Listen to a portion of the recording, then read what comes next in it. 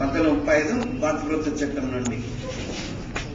అయితే గవర్నర్ నియామకం ఉంటుంది. గవర్నర్ నియామకం, ఈ నియామకాన్ని మాత్రం కెనడా నుంచి తీసుకుంటారు. కెనడా.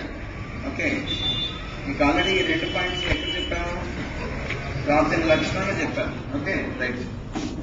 నెక్స్ట్ ఇక్కడ మనకు ప్రెసిడెంట్ ఆఫ్ ఇండియాలో కొన్ని ఆర్టికల్స్ ఉంటాయి, గవర్నర్లో కొన్ని ఆర్టికల్స్ ఉంటాయి. వాటిని మనం పోల్చి అధ్యయనం చేయాలి. దాన్ని కంపారిటివ్ స్టడీ అంటారు. ఫర్ ఎగ్జాంపుల్ 52 నిబంధనల ప్రకారం భారతదేశానికి రాష్ట్రపతి ఉంటారు. 53 నిబంధనల ప్రకారం భారతదేశ సంస్థ కార్యనిర్వహణాధికారాన్ని ఎవరు సంక్రమిస్తాయి? రాష్ట్రపతి. అధికారాన్ని తాను స్వయంగా చలాయించవచ్చు, లేదంటే తన క్రింది అధికారుల ద్వారా చలాయించవచ్చు. మరి 74 ఆర్టికల్ ప్రకారము రాష్ట్రపతి తన అధికార బాధ్యత నిర్వహణలో ఎవరు సలహా పొందుతాడు? మరియు మంత్రిమండలి. ఈ ఆర్టికల్ ప్రకారం నామమాత్రం అధికారాలు ఎవరికి ఉంటాయి?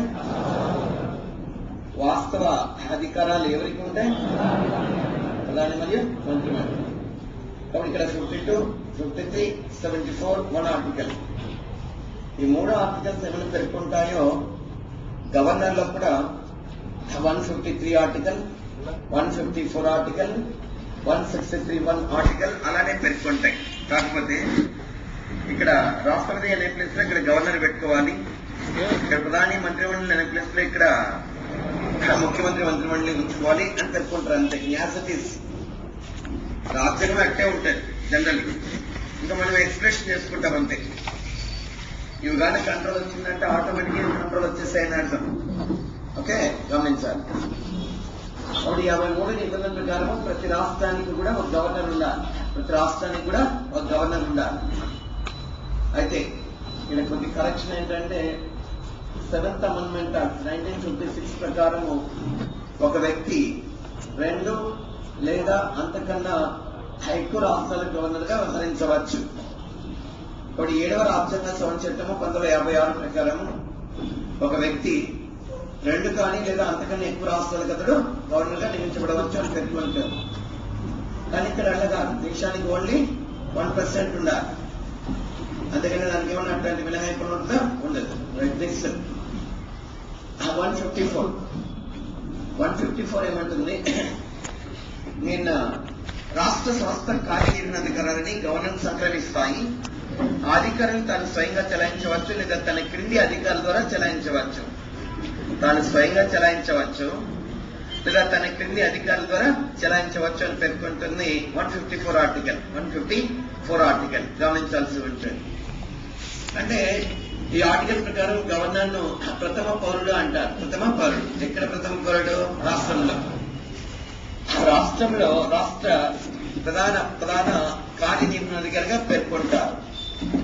ఈ రాష్ట్ర ప్రధాన కార్యనిర్వహణాధికారిని రాష్ట్రాధినేత, అంటే రాష్ట్రాధినేతగా పేర్కొంటారు. రాష్ట్రాధినేత.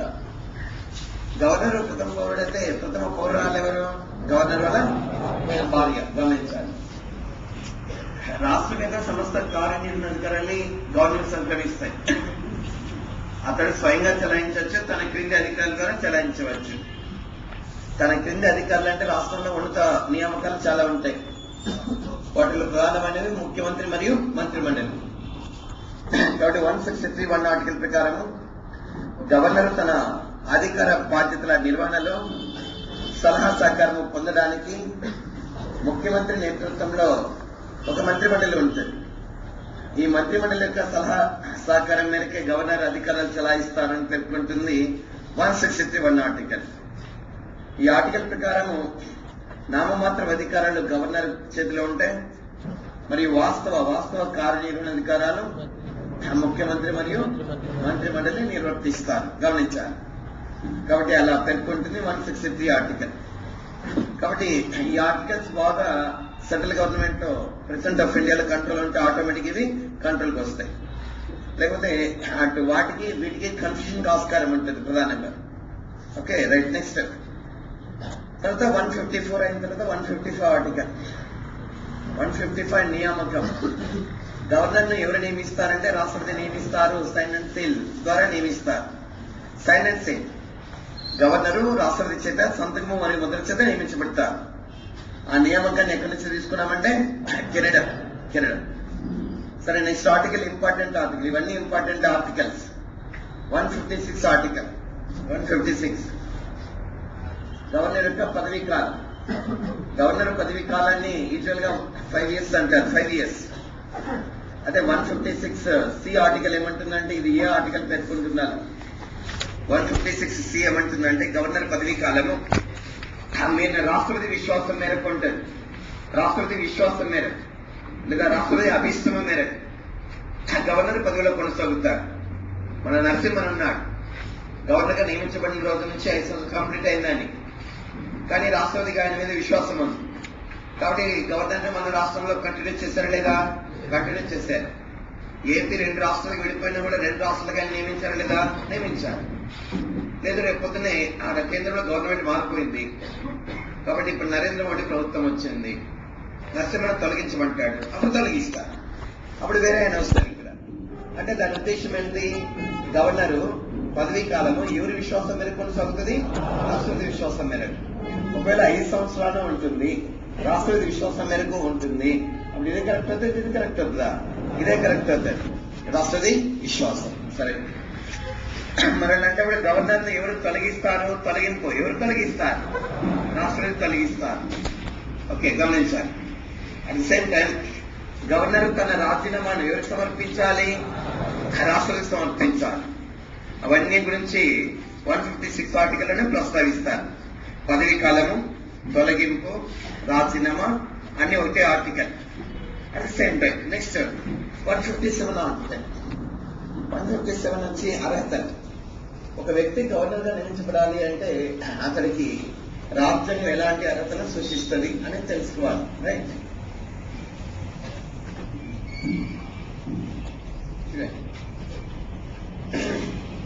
ఇక్కడ అర్హతల గురించి పేర్కొన్న ఆర్టికల్ ఎంత అంటే 157, 157. ఓకే, కాబట్టి గవర్నర్ అర్హతలు ప్రధానంగా 2. ఒకటి, భారతీయ పౌరసత్వం ఉండాలి. 2, 35 సంవత్సరాల వయసు నిండి ఉండాలి.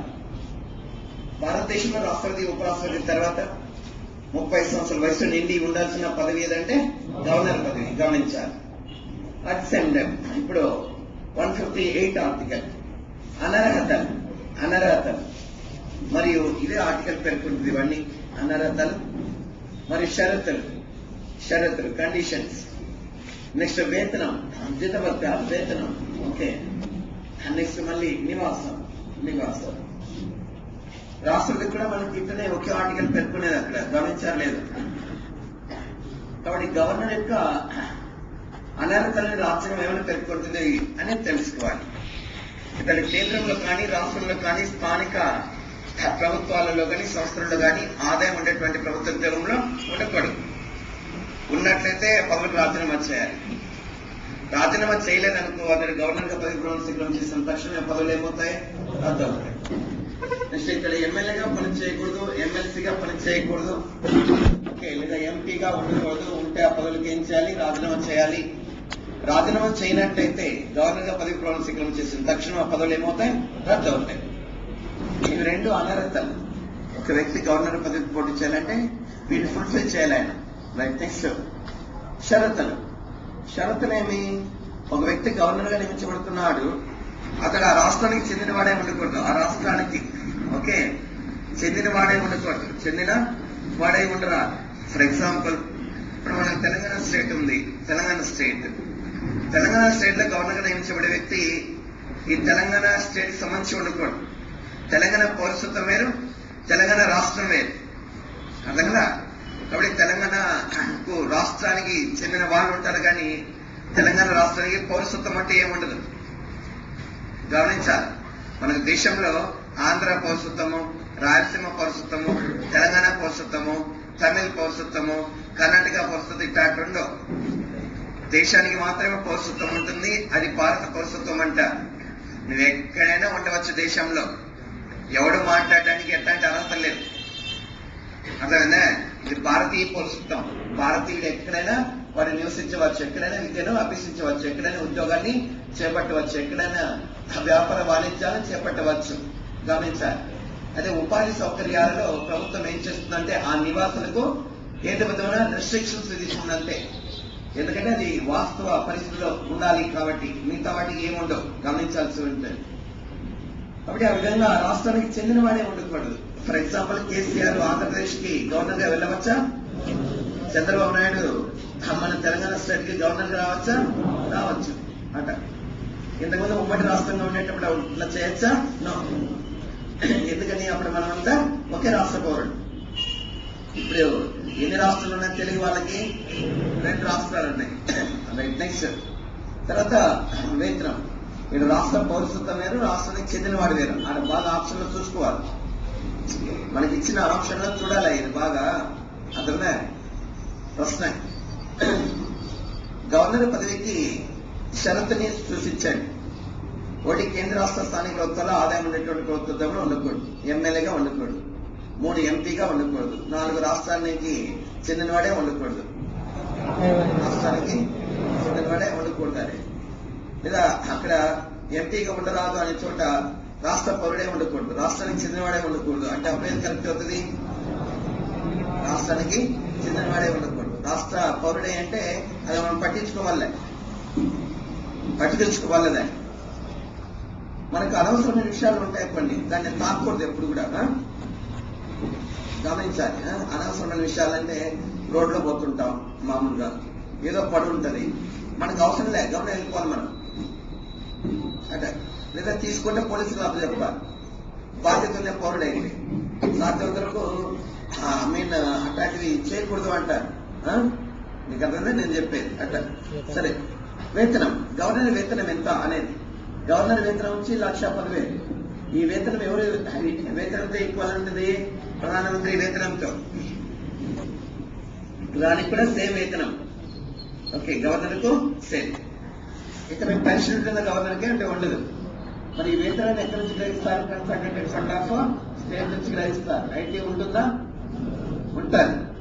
ఓన్లీ భారత సంఘటన నుంచి వేతనం తీసుకుంటేనే ఐటీ ఉండదు.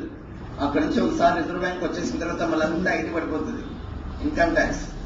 గమనించాలి. రైట్. నెక్స్ట్ అదే మీన్ ఒక వ్యక్తి 2 లేదా అంతకన్నా ఎక్కువ రాష్ట్రాలకు గవర్నర్ గా వ్యవహరిస్తారు.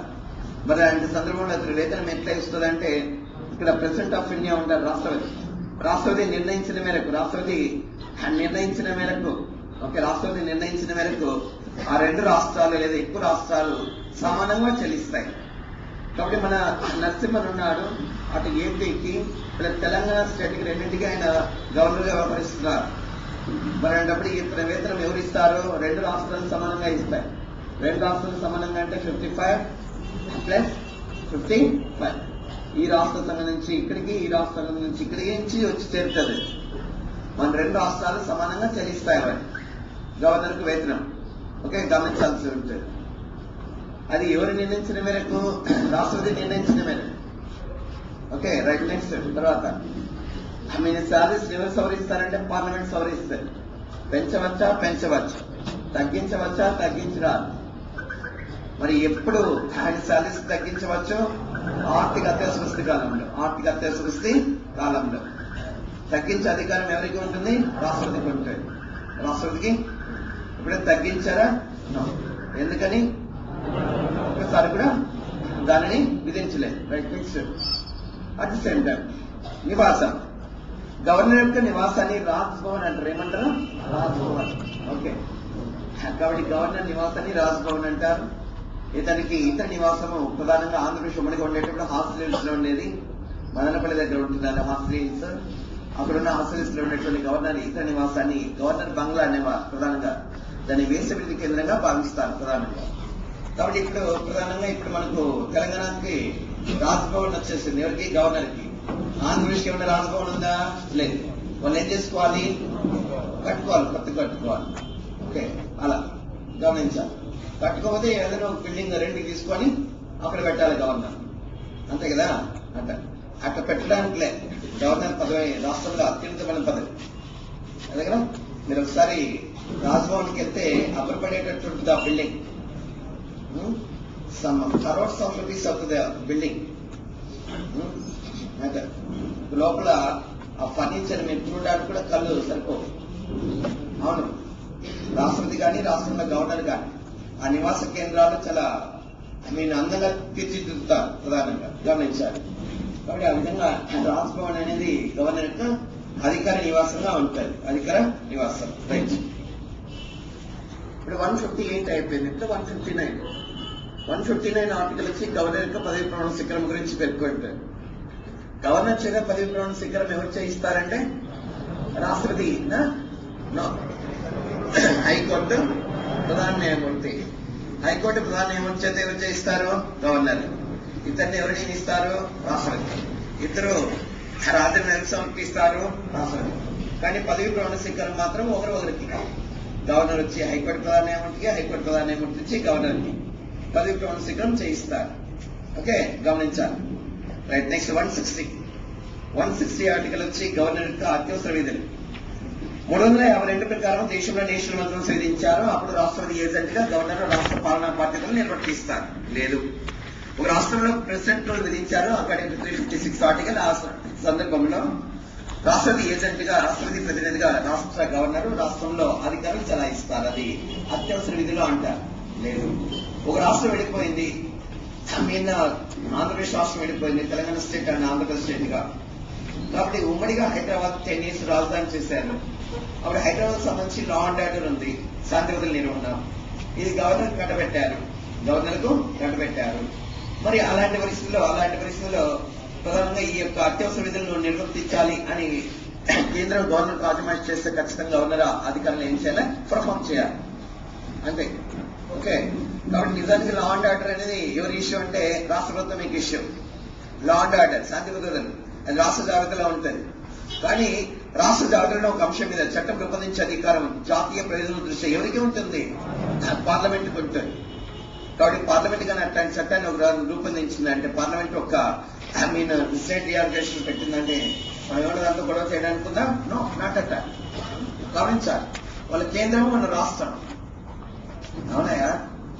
కరెక్ట్ గా రాజ్యాంగం గురించి వ్యాఖ్యానించాలంటే లేదు, ఏమైనా లా అండ్ ఆర్డర్ ఉంది, లా అండ్ ఆర్డర్ ప్రజెంట్ సక్రమ పరిస్థితిలో ఉంది, ఒకవేళ మీరు కానీ ఇక్కడ కానీ దెబ్బతింటే అప్పుడు మీరు తీసుకోండి, లేకపోతే మాకు కష్టం అనిపిస్తుంది అని చెప్పి రాష్ట్రం దాన్ని రిక్వెస్ట్ ధోరణిలో ఉంటే అప్పుడు కేంద్రం యొక్క మనసు మారచ్చు. ఆంధ్రప్రదేశ్ ఉందా, కామన్ క్యాపిటల్ గా హైదరాబాద్ కొనసాగుతుంది. ఇక్కడ లా అండ్ ఆర్డర్ గవర్నర్కి ఇచ్చినప్పుడు అన్ని అధికార కేంద్రంగా ఏర్పడతారు, అది ఇది. కాబట్టి అలాంటప్పుడు కొన్ని రోజులు మేము చూస్తాం. అలాంటప్పుడు ఏమన్నా ఇక్కడికైనా విచ్ఛిన్నకర శక్తులు వచ్చి అది ఇది మా చేత లా అండ్ ఆర్డర్ ప్రొడక్ట్ చేయడము చేత కాకపోతే ఏమన్నా మేము వివక్ష పాటిస్తే అప్పుడు మీరు యాక్చువల్ గా పవర్స్ ఎవరికి ఇవ్వచ్చు? గవర్నర్కి. ఆలో వరకు మాకు మా అధికారులు మాకే ఉండాలి అని చెప్పచ్చింది. ఏది? రాష్ట్ర ప్రభుత్వం. అవునంటారా కాదంటారా? ఇబ్బంది వచ్చినప్పుడే కదా మనం చేయాల్సింది అని అడగచ్చు. కానీ కేంద్ర ప్రభుత్వం యొక్క ఏ అధికారాన్ని సవాల్ చేసే స్థితిలో రాష్ట్రం ఉండదు. No, not a time. మన కాన్స్టిట్యూషన్ దృష్టిలో పెట్టుకుంటే. Okay, right. నెక్స్ట్ మంది సెంట్రల్ గవర్నమెంట్ అంటే అదే కదా, నేను కృష్ణుడు విశ్వరూపం చూపిస్తాడు కదా, అతనికన్నా పవర్ఫుల్ అలాగే చెప్పేది. మనది not federation, central dominated federation. Simply ఒక రాష్ట్ర ప్రభుత్వాన్ని 356 ప్రకారం రద్దు చేసి పడేయచ్చు. ఎన్టీఆర్ 2/3 మెజార్టీ కొనసాగుతున్నాడు మన రాష్ట్రంలో. రామనారాయణ గవర్నర్ రద్దు చేసి పడేస్తాడు. ఏమైనా అధికారం కోల్పోయాడు. కాకపోతే రామారావు అదృష్టం ఏంటంటే చంద్రబాబు నాయుడు అనేటువంటి మంచి అల్లుడు కలిగి ఉన్నాడు. అల్లుడు కానీ ఆ రోజు లేకపోతే తెలుగుదేశం పార్టీ ఆ రోజే కూస్తాడు. తెలుగుదేశం పార్టీ ఆ రోజు నిలబడిందంటే అది ఓన్లీ చంద్రబాబు నాయుడు భిక్ష. అది 100% తెలుగుదేశం పార్టీ మీద సర్వ హక్కులు ఆయనకే ఉంటాయి. ఎందుకంటే దాన్ని సంరక్షించుకున్న వ్యక్తి మొదటివాడు ఆయనే అంటారు పొలిటీషియన్స్.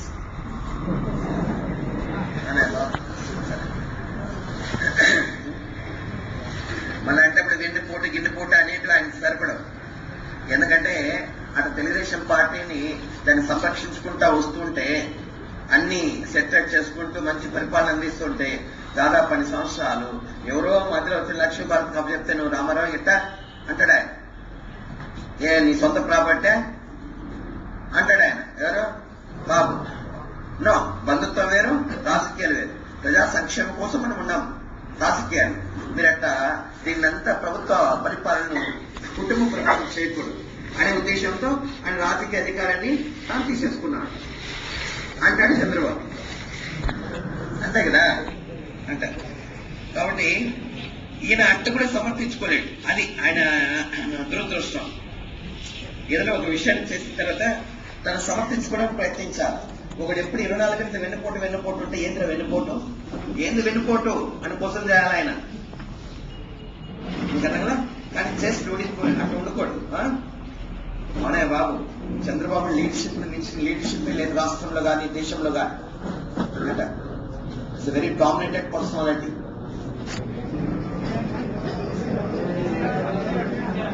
నేను 10 క్లాసులు చెప్తాను ఆయన నాయకత్వ లక్షణాల గురించి. కేసీఆర్ గురించి చెప్పేటప్పుడు కేసీఆర్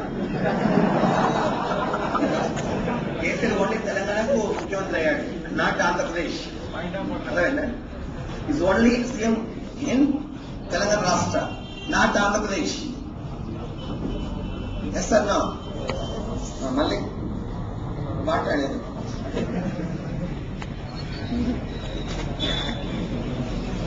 రైట్. నేను మాట్లాడుతున్న చంద్రబాబు గురించి, కేసీఆర్ గురించి నేను మాట్లాడుకుని తీసుకోబోతున్నాను. తీసుకుంటే నీకు దూరం ఉంటుంది అంతే. ఎస్ అన్నా అంటారు. ఆయన దేశం పాలిటిక్స్ వేరు, ఆయన రాష్ట్రానికి సంబంధించి. ఆయన టాకింగ్ అబౌట్ ఆంధ్రప్రదేశ్. ఎస్ అన్నా. తెలంగాణలో చంద్రబాబు నాయుడు ఎగ్జిస్టెన్స్ అనేది నీకు తెలుసు, నాకు తెలుసు, ఆయనకు కూడా తెలుసు. ఓకే, చంద్రబాబు ఆయన తెలిసే బీసీ కృష్ణయ్యను సీఎంగా ప్రకటించాడు. ఆయన ఒప్పుకున్నాడు నేను ఈడ అంత ఎగ్జిస్టెన్స్ లేను అని. ఎవడుందా? ఎవడుందంటారా? ఆయన చెప్తాంటే పెద్ద ఆయన, నాకేం లేదా ఈడ కృష్ణయ్య ప్రొఫెసరుడు అని. మళ్ళా కానీ లెజిస్లేటివ్ పార్టీ లీడర్ కూడా నియమించాలి ఆయన. ఆ లాజిక్ లేదో నాకు అర్థం కాదు. మళ్ళీ సరేలే. నెక్స్ట్, ఎప్పుడైనా ఒక వ్యక్తి నాయకత్వాన్ని సమర్థించే లక్షణాలు, విమర్శించే లక్షణాలు నేర్చుకోవాలి. ఆయన గురించి పాజిటివ్ మాట్లాడితే సమర్థన, ఆయన గురించి నెగిటివ్ మాట్లాడితే విమర్శ. ఈ 2 వర్షన్స్ సమాన స్థాయిలో వెళ్ళాలి. అదేనా? దాన్ని తార్కికం అంటారు. అది మేధావికి వెపన్. ఆ వెపన్ ఎట్ట ఉపయోగిస్తాట దాన్ని నేర్చుకోను. అదేనా? అవునంటే కాదంటారా? అందరి దగ్గర ప్లస్ ఉంటుందా? అందరి దగ్గర మైనస్ ఉంటుందా? ఉంటే వాడిని మనుషులు ఏమంటారు? దేవుడు అంటారు. ఆయన దగ్గర కూడా ఉండవు, దేవుడి దగ్గర కూడా ఏమి ప్లస్లు ఉండవు. ఉన్నాయా మైనస్? శ్రీరామ్ దగ్గర ప్లస్లు ఉన్నాయా? అసలు శ్రీరాముడి కన్నా నేను చాలా మంచివాడిని తెలుసా?